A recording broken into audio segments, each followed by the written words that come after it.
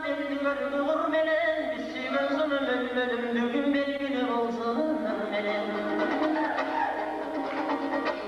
Yekilavın kızıl gül açılgandan ölmelim, bir karasam yüreği çatılgandan ölmelim. Bana çatılgan kalan dibeğinden ölmelim, senin ışın bağına dileğinden ölmelim. Büyüdüm ölmem affağım, alanla cennet affadım. İzlerinde gündürüm, ölmelimde fakşadım. Sevdim baksan mutumdan, sedan anam çok ciddinden. Aman oğlum mutumdan, kaderim çok ciddinden.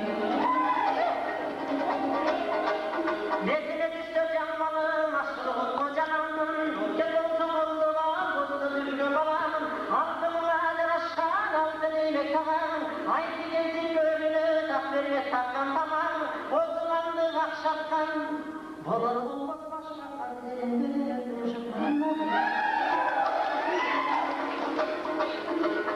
Ayna mal verme, yaylı köşkünar verme.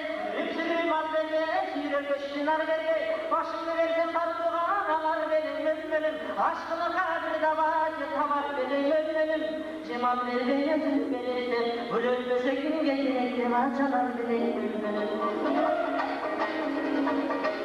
Vereyim sen malın çok, mal tavuğan alın çok. Kederliktin dardın anlatışın canın için çok.